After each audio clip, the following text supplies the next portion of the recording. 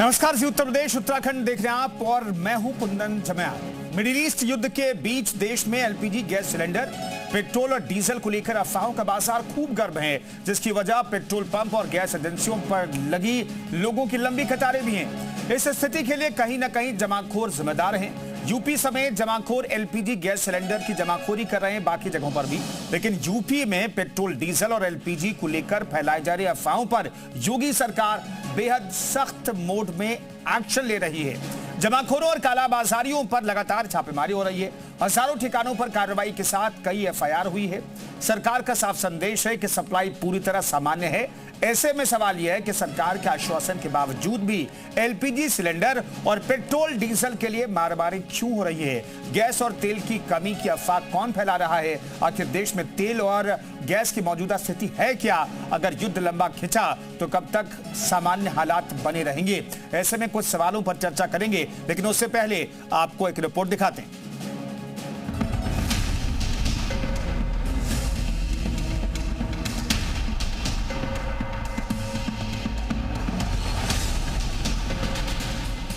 आपदा में सेवा और सेवा में संवेदना और संवेदना से उसके समाधान तक पहुंचाना, जो पिछली सरकार समस्या को समस्या बने रहने में ही अपना हित मानती थी।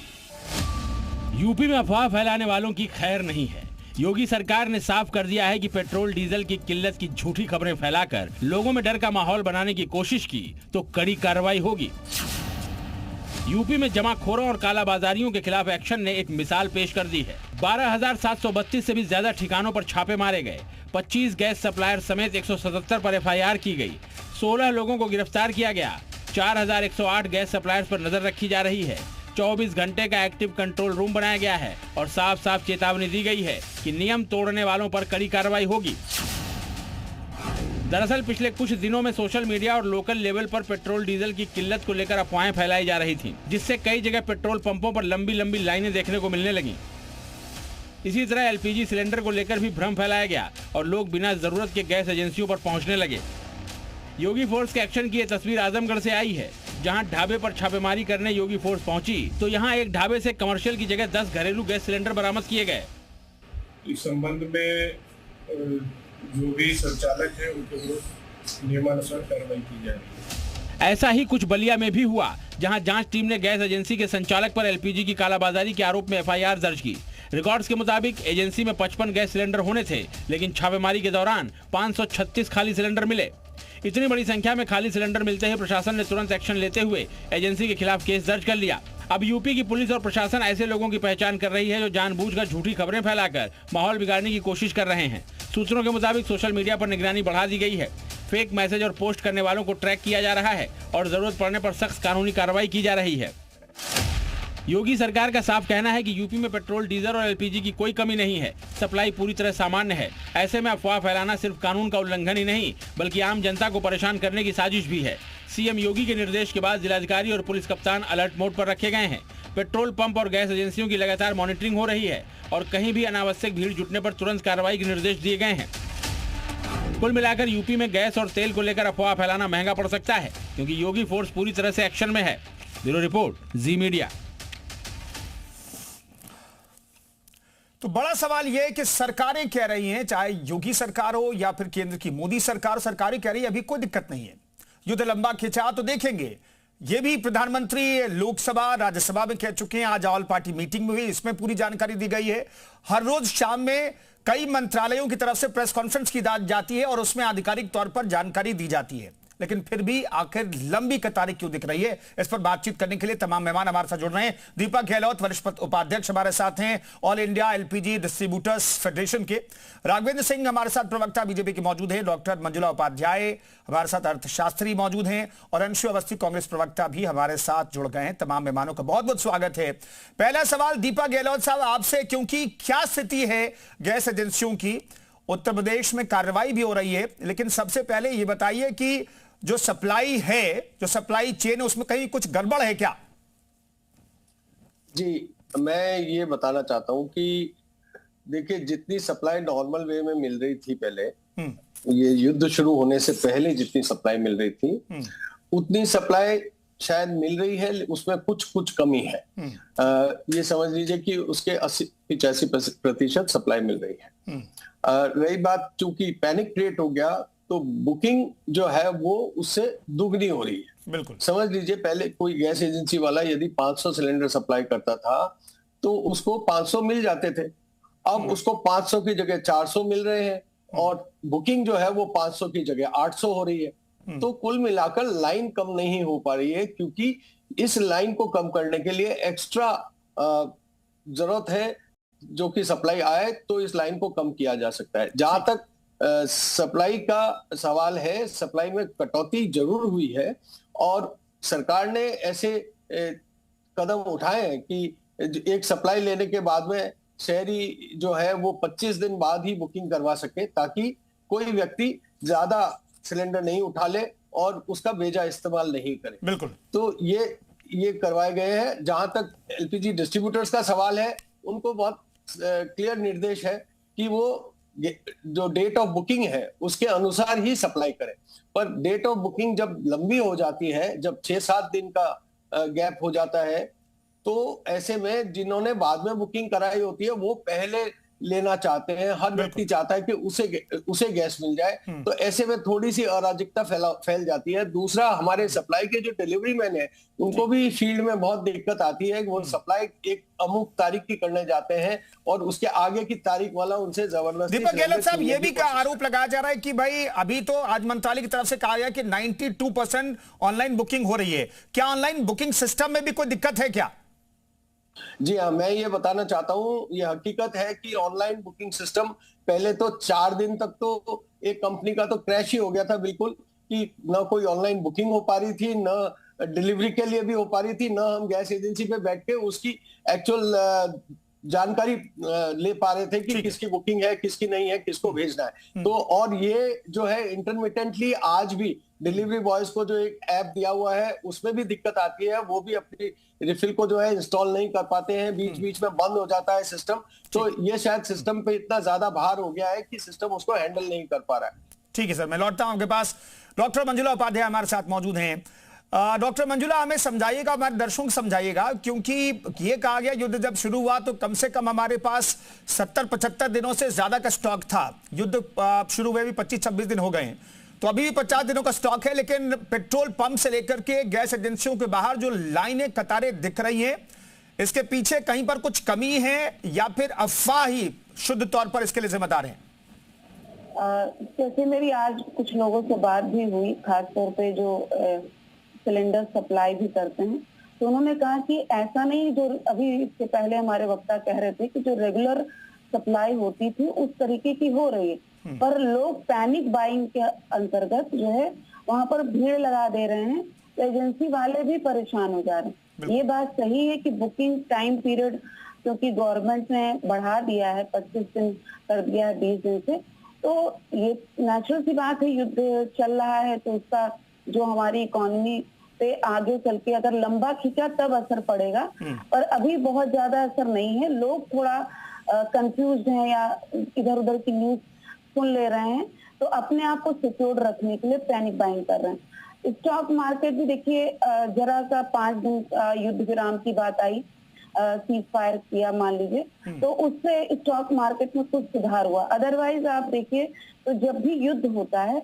तो अनिश्चितता की स्थिति आती है और उसकी वजह से स्टॉक मार्केट भी गिरता है तेज गति। तो जो इन्वेस्टर्स होते हैं उनका भी कॉन्फिडेंस लूज होता है और वो जो सेफ असेट्स हैं उसकी तरफ जाते हैं, रिस्की असेट्स से दूरी बनाकर रखते हैं। तो कुछ आर्थिक इस तरीके की समस्याएं आती है, पर जो इसमें एलपीजी सप्लाई की बात है वो अभी इतनी दिक्कत वाली बात नहीं है, क्योंकि गवर्नमेंट लगातार संपर्क में है और ईरान ने जैसे हमारे जहाजों को वहां से पास, स्टेट ऑफ हॉर्मज से पास भी होने दिया है, जो हमारी स्ट्रेटेजिक नीति और हमारे रिलेशंस ईरान के साथ हैं उसकी वजह से। तो गवर्नमेंट हर स्तर पर प्रयास कर रही है, बस हम सभी को ये प्रे करना है कि ये बहुत ज्यादा लंबा युद्ध ना छिड़े, क्योंकि अभी बिल्कुल लंबा युद्ध ना खींचे तो बेहतर है भारत के लिए भी और पूरी दुनिया के लिए भी।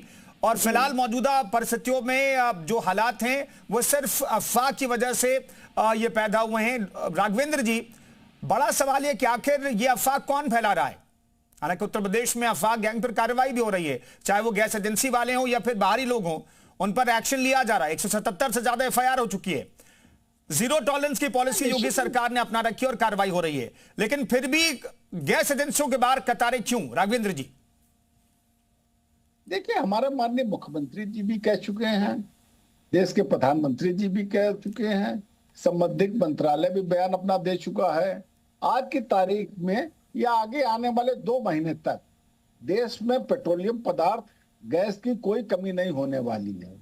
हम लोग युद्ध पर नजर रखे हुए हैं, हम लोग वैकल्पिक व्यवस्था की भी तैयारी कर रहे हैं, लेकिन देश की ऐसा वातावरण लोगों ने बना रखा है, लोग क्या विपक्षी दलों ने बना रखा है।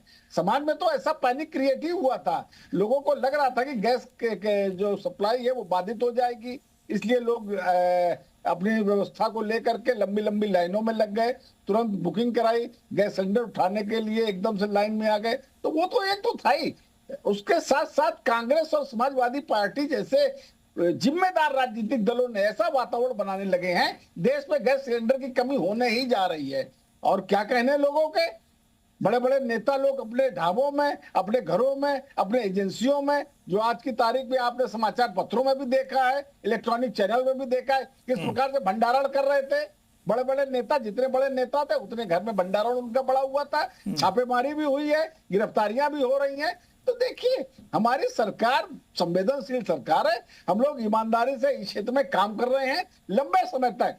ऐसा नहीं है कि कोई कमी आने वाली है। अगर कोई ऐसी व्यवस्था होगी तो हम लोग उसकी भी वैकल्पिक व्यवस्था करेंगे, लेकिन राजनीतिक दलों को, अन्य शेष विपक्षी नेताओं को ये बात सोचनी चाहिए, पूरा विश्व आज संक्रमण की दाल की स्थिति में गुजर रहा है, तो हमको जरा थोड़ा सा शांति का सहयोग देना चाहिए। देश और प्रदेश की जनता को बताना चाहिए कि विश्व में क्या स्थिति चल रही है, अगल बगल के देशों में देखिए क्या स्थिति चल रही है। भारत में हम लोग उससे बहुत बेहतर स्थिति में हैं, लेकिन ये लोग जो इसका लाभ उठाना चाहते हैं, राजनीतिक रोटियां सेकना चाहते हैं, मुझे उनसे गुजारिश है वो इस प्रकार का वातावरण न बनाए, देश और प्रदेश में पैनिक क्रिएट करने का प्रयास न करें। आज की तारीख में हमारे यहाँ गैस सिलेंडर और पेट्रोलियम पदार्थ लगातार। राघवेंद्र, आपको शक अंशु अवस्थी पर तो नहीं कि वो अफवाह फैला रहे हैं? वो हमारे साथ मौजूद है, आपको तो नहीं लग रहा कि अंशु अवस्थी और अंशु अवस्थी जैसे विपक्षी नेता जो है वो अफवाह फैला रहे हैं? नहीं, वास्तविकता है ये ना। ये देखिए, ये लोग प्रदर्शन कर रहे हैं गैस सिलेंडर को लेकर के। कहीं देश में ऐसी स्थिति है क्या? अगर ऐसी स्थिति हो भी, युद्ध की विभीषिका को लेकर के, तब भी इनको ऐसे काम नहीं करना चाहिए भाई। ये विपक्ष की भूमिका में है। अंशु अवस्थी साहब, क्यों प्रदर्शन कर रहे हैं आप लोग, चाहे सड़क पर हो या फिर संसद के बाहर हो, संसद परिसर में हो? देखिए, इस मामले को समझने के लिए 2-3 कुछ प्रमुख बिंदु हैं जो आंकड़े के साथ में रख रहा हूं, इसे समझने की जरूरत है। क्योंकि राघवेंद्र जी तो वही बोलेंगे जो भारतीय जनता पार्टी ने उन्हें बोलने के लिए कहा है, और भारतीय जनता पार्टी कभी इस देश के लोगों के हितों को लेकर, उनकी चिंताओं को लेकर सजग नहीं रही। कोरोना काल में इसका उदाहरण हम सब ने देखा है। राहुल गांधी जी ने जब कोरोना को लेकर सरकार को आगाह किया, तब भी इन्होंने कहा कि अफवाह फैला रहे हैं, लोगों को डराने का काम कर रहे हैं। परिणाम हम सब ने देखा कि लाखों लाख लोग, करोड़ों लोग एक शहर से दूसरे शहर पैदल जा रहे थे। सरकार के पास ट्रांसपोर्ट के इंतजाम नहीं थे, उनके खाने के लिए कोई इंतजाम नहीं थे, और तो और लोगों को ऑक्सीजन सिलेंडर नहीं मिले, लोगों की जान चली गई। लेकिन ये माने नहीं उस बात के, लाशों के अंबार ढेर लग गए। इसी तरीके से हालत इस समय है। और अगर ये अफवाह की बात कर रहे हैं तो जो रोज हम अखबारों में पढ़ते हैं, ये अखबार मेरे सामने है, ये मुझे लग रहा है कि हम लोग देश की राजधानी, प्रदेश की राजधानी में बैठे हुए हैं। लखनऊ की खबरें आ रही हैं तमाम कि ये देखिए लाइनें लगी हुई हैं, जानकीपुरम में हंगामा हुआ, हर जगह हंगामा हो रहा। मुझे आश्चर्य होता है कि भारतीय जनता पार्टी के लोग हकीकत को सामना क्यों नहीं करना चाहते। हम तो आपके साथ हैं। ये देखिए ये स्कूल की एक न्यूज़पेपर की खबर है, ये 300 विद्यालय लखनऊ जिले में अकेले ठंडे हो गए हैं क्योंकि वहां पर गैस सिलेंडर नहीं है। ये देख लीजिए, मैं दिखा रहा हूं आपको। ये लोग कभी हकीकत को नहीं समझना चाहते हैं, और उसके पीछे देखिए हमको तह में जाना पड़ेगा। जब देश आजाद हुआ 1955 में, उस समय पेट्रोलियम मंत्री थे केशव देव मालवीय। उन्होंने कहा कि भारत को आत्मनिर्भर बनना पड़ेगा पंडित नेहरू से, और हमें एक ऐसे संस्थान की स्थापना करनी चाहिए जो इस देश के लिए तेल खुद खरीदे, हमको खरीदने से ज्यादा अपना निकालने पर काम करना पड़ेगा। 1956 में ONGC बनता है, oil and natural gas limited corporation. लेकिन क्या किया उसका हाल मोदी जी ने? भारत का जो तेल है, हम 27% अपना उत्पादन स्वयं करते थे, ONGC उसके लिए काम करता था। इस सरकार ने क्या किया कि गुजरात स्टेट पेट्रोलियम लिमिटेड का जबरदस्ती ऑक्शन ONGC से करवाया। उस पर 18,000 करोड़ का लोन था। ONGC घाटे में है, आज ONGC अपना काम नहीं कर पा रहा, नई जगहों को नहीं ढूंढ पा रहा है। तो जो 27% हम खुद अपना तेल खुद उत्पादन करते थे, वो घटकर 13% पर आ गया। उसका कारण क्यों? क्योंकि सरकार चाहती है कि उनके उद्योगपति मित्रों को फायदा हो। अब अगर ONGC तेल खोज लेगा नहीं, तो अंशु अवस्थी साहब, क्या पिछले 11 सालों में भारत को ऊर्जा क्षेत्र में आत्मनिर्भर होना था? उससे पहले जरूरत नहीं थी।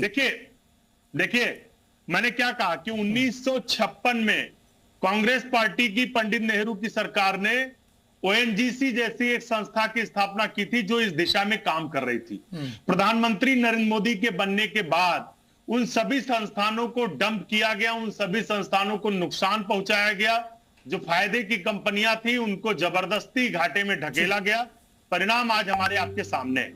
हम तो ये कह रहे हैं कि आप हकीकत को क्यों नहीं फेस करना चाहते हैं? लोगों की गैस बुक नहीं हो पा रही है।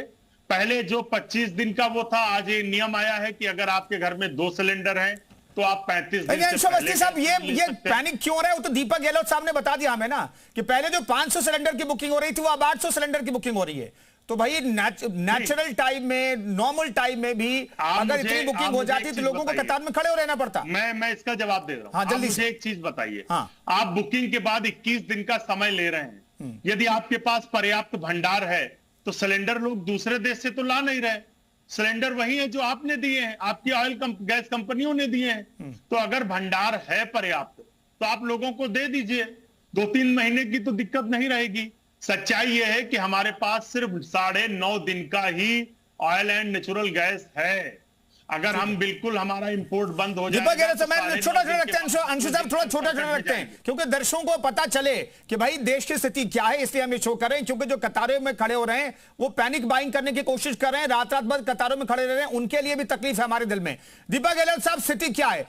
एक तरफ ये कहा जा रहा है गैस की कमी है, दूसरी तरफ सरकार ने अब जो कमर्शियल गैस सिलेंडर है उसे 50% तक रेगुलराइज कर दिया है। पहले 20% कर दिया, 20% सप्लाई हो गया, उसे बढ़ाकर 50% कर दिया। मतलब हालात कंट्रोल में है, तभी तो ये फैसला लिया गया होगा। दीपक साहब जी, पहले तो मैं ये बताना चाहता हूं कि घरेलू उपभोक्ता जो है इस देश में 32 करोड़ से ज्यादा है, और इनके लिए, इन 32 करोड़ उपभोक्ताओं के लिए हर महीने 20 करोड़ से अधिक सिलेंडर्स की आवश्यकता होती है।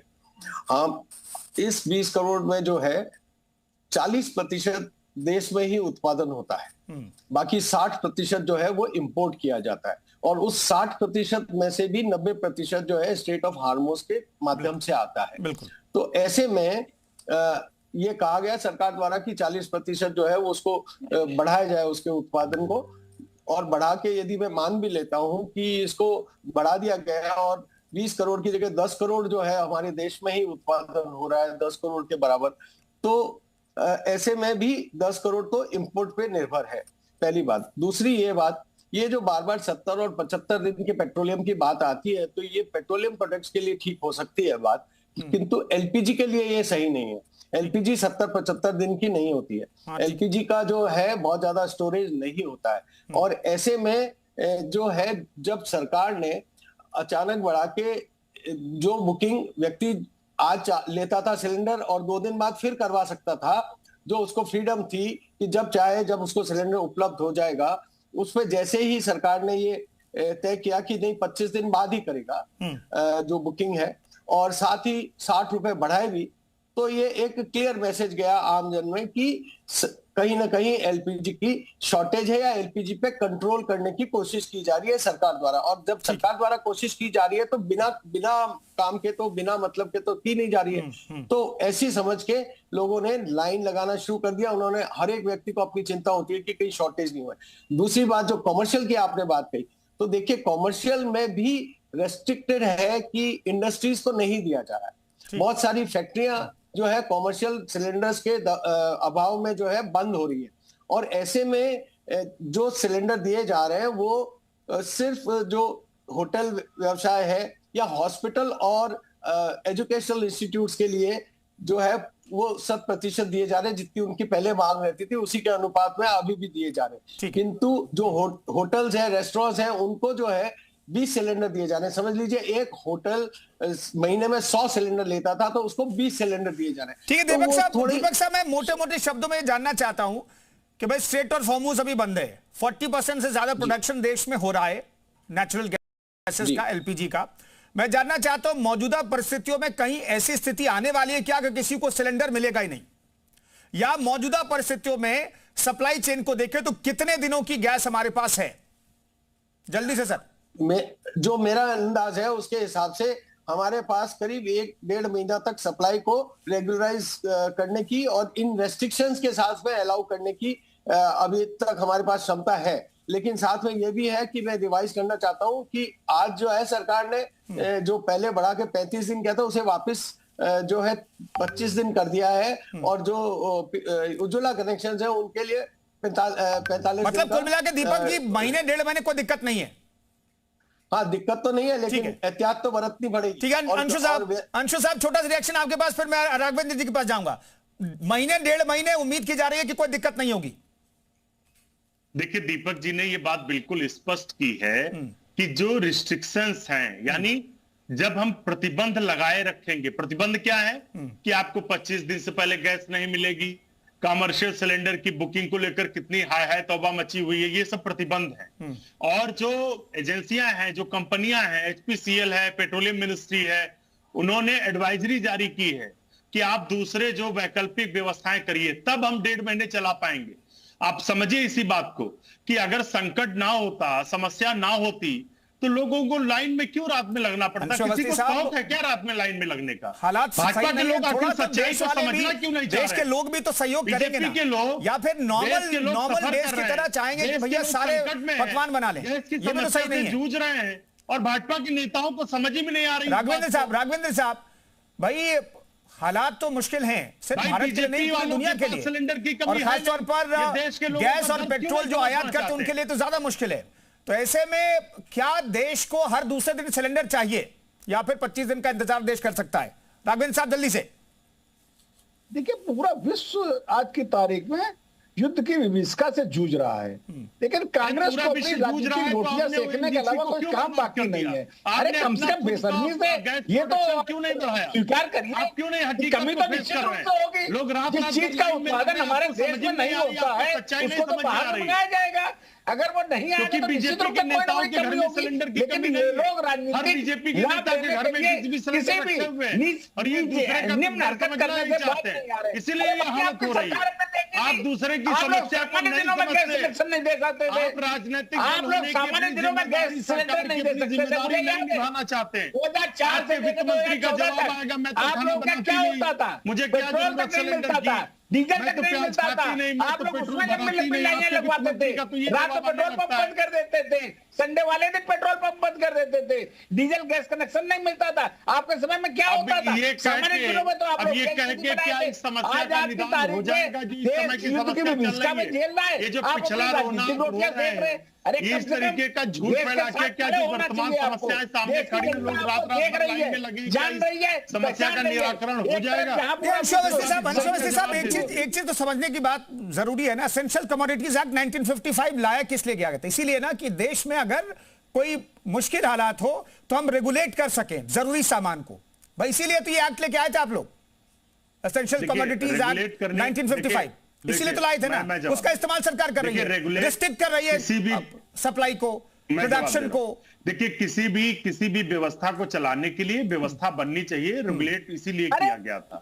लेकिन इसका मतलब ये भी है कि आपको व्यवस्थाएं बढ़ानी चाहिए। सामान्य दिनों में और ईरान अमेरिका का संकट पिछले 2 साल से चला। उपलब्ध कराते थे राघवेंद्र जी, आप सामान्य दिनों में लाइनें आप क्या लगा करती थी? तैयार है ना सुनने को तैयार है। आप हकीकत के लिए सुनने की बात बताइए। आपका समय हमने वो भी देखा है कि आपको समस्या नहीं समझ में आ रही, क्यों नहीं आ रही? क्योंकि आपके घर में सिलेंडर रखे हुए हैं। तिमाही में सिलेंडर व्यवस्था लागू कर रखी नहीं थी। जूझना पड़ रहा उस गरीब आदमी से पूछिए जो देखिए एमपीटी सिलेंडर एमपीटी प्रोमिसेस, तो प्रोमिसेस तो किसी ने किया ही नहीं था भाई कि हम हर रोज सिलेंडर देंगे। भाई जब युद्ध शुरू हुआ तो किसी सरकार ने प्रॉमिस नहीं किया यार दूसरे दिन हम आपको सिलेंडर दे देंगे। लेकिन जो प्रोफेसर मंजुला, मैं लौटता हूं सर, अंशु जी मैं लौटता हूं। जी ने बनाई उससे कोई प्रोफेसर मंजुला हमें बताइए कि युद्ध, आप भी कह रहे हैं, प्रधानमंत्री भी कह चुके हैं, ये युद्ध लंबा खिंचा तो मुश्किल होगी, कितना लंबा खिंचा तो मुश्किल होगी और किस तरह की मुश्किल होगी, कम शब्दों में अगर प्रोफेसर मंजुला आप समझा सके हमारे दर्शकों को। तो देखिए कि ये तो सभी स्वीकार कर रहे हैं कि युद्ध हो रहा है और युद्ध की स्थिति में चाहे कोई किसी भी पार्टी को, मुझे लगता है कि बहुत जिम्मेदाराना रवैये से जो वक्तव्य देने चाहिए। और ये बात सही है कि लोग जो लाइन में लग रहे हैं वो पैनिक बाइंग की वजह से लग रहे हैं और अगर आप बुकिंग करा रहे हैं तो बुक करने के जैसे पहले 7 दिन बाद भी मिलती थी पर इधर 5 दिन पे भी मिल जा रही है गैस। पर अगर आप ज्यादा एक्स्ट्रा रखना चाहेंगे तब इससे प्रभावित कौन हो रहा है? जो छोटे उद्योग धंधे वाले हैं, जो ठेले पे ठेला लगाते हैं खानों का, वो ज्यादा प्रभावित हो रहे हैं क्योंकि घर में भी लोग ज्यादा खरीद कर रख ले रहे हैं। उसके बाद जो है जो कमर्शियल है उसके लिए भी लोग किसी ना किसी तरीके से अपना जुगाड़ कर रहे हैं। तो इस हमको सभी को कोऑपरेट करके रहना चाहिए क्योंकि जो भी विषम परिस्थितियां हैं उनसे निकलने के लिए। बाकी मुझे लग रहा है कि गवर्नमेंट ने जो उनकी बड़ी कंपनियां हैं उनको अपना उत्पादन बढ़ाने के लिए कह दिया है कि जिससे कि 10% तक का उत्पादन वो अपना बढ़ा लें और बाकी हमें ऑल्टरनेटिव सोर्सेज ऑफ फ्यूल देखने ही पड़ेंगे। तो वो लॉन्ग टर्म प्रोसेस है, मतलब वो दीर्घ काल में हम आगे सोच सकते हैं पर अभी से उस पर काम करना होगा कि किस तरीके से। और जैसे घर में भी अगर हम देखते हैं कि अगर हम इंडक्शन पे बना सकते हैं तो इंडक्शन का प्रयोग करें। इंडक्शन ऐसा भी अनअफोर्डेबल नहीं है कि कोई उसको लोअर मिडिल क्लास नहीं खरीद पाए, ऐसा नहीं है। तो पैनिक की सिचुएशन किसी को भी करने का कोई भी हक नहीं बनता है। और वॉर में 200-300% बढ़ गए, वहां पर भी सरकार को चेक करना चाहिए था। मैं लौटता हूं आपके पास। दीपक जी, मैं एक चीज जानना चाहता हूं, अगर आज युद्ध रुक गया, मान लीजिए कि आज युद्ध रुकने का ऐलान ईरान, अमेरिका, इजराइल की तरफ से हो जाता है, कितने दिनों में चीजें नॉर्मलाइज हो जाएंगी? सप्लाई कितने दिनों में? 2 से 3 दिन लग जाते हैं स्ट्रेट ऑफ हॉर्मुज से यहां पर जहाज को पहुंचने में। कितने दिनों में हालात नॉर्मलाइज हो जाएगा दीपक साहब? जी, यदि आज ये मान लिया जाए कि आज युद्ध रुक गया है और हमारी सप्लाई वहां से जहाजें निकलनी शुरू हो गई है, तो सबसे पहला प्रश्न तो ये रहेगा कि क्या वो जहाज पहले से लोडेड है? यदि पहले से लोडेड है तो आपने जैसे कहा कि 4 दिन में यहाँ पे डॉक हो जाएगा और फिर उसकी डिकेंटिंग प्रोसेस और रिफाइनिंग एंड बॉटलिंग प्रोसेस बहुत लंबा है, तो वो कम से कम 15 दिन का प्रोसेस तो है ही है, मान के चलिए, कि उपभोक्ता तक पहुंचने के लिए। दूसरा सबसे बड़ा फियर जो है वो ये है कि वहां पे भी तो जिन रिफाइनरीज में आग लग गई है, जो रिफाइनरीज बंद हो गई है, उनको फिर से शुरू होने में काफी समय लगेगा और वो जो समय है तो हमें इस बात के लिए प्रिपेयर्ड रहना चाहिए कि हमें अगले, यदि आज युद्ध रुक भी जाता है तो भी कम से कम अगले 3-4 महीने तक जो है हमें इस स्थिति में रहना पड़ेगा क्योंकि ये एक राष्ट्रीय मुद्दा है, ये राष्ट्रीय आपदा है मैं कहूँगा। और जब राष्ट्रीय आपदा है तो सभी को सहयोग करना पड़ेगा, चाहे वो कस्टमर हो, जो रहने वाला हमारा नागरिक हो, हर एक नागरिक को जो है अपना रोल बहुत ईमानदारी से अदा करना पड़ेगा। एक बात मैं कहना चाहता हूँ कि सब एक पैनिक का एक बहुत बड़ा कारण जो है वो ये भी है कि जो छोटे ठेले वाले हैं, जो छोटे ढाबे वाले हैं, ये लोग जो कि रोज की रोज अपनी रोटी कमाते हैं, चाहे छोटा आलू की टिक्की बेचने वाला ही है, उसे सिलेंडर नहीं मिल पा रहा, तो उससे भी वो केन प्रकरण उसे प्राप्त करने की कोशिश करता है, इसी से ये ब्लैक मार्केटिंग का धंधा फैलता है। तो ये एक बहुत अहम मुद्दा है कि इसको कैसे हैंडल किया जाए, ये सरकार को निर्णय लेना चाहिए, छोटे वाले लोगों को भी देना चाहिए। चलिए, बहुत बहुत धन्यवाद तमाम मेहमानों के चर्चा में शरीक होने के लिए। तो चर्चा बेहद जरूरी थी क्योंकि आम आदमी लाइनों में लगा हुआ दिखाई दे रहा है। जानकार कह रहे हैं हमारे पास 30 से 35 दिनों तक की कोई दिक्कत नहीं है, लोग पैनिक बाइंग ना करें।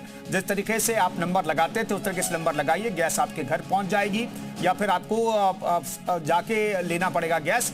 पेट्रोल डीजल के कोई क्या दिक्कत नहीं है, जानकार यही कह रहे हैं। और जो लोग अफवाह फैला रहे हैं उन अफवाहों में मत पड़िए, लाइनों में मत लगिए।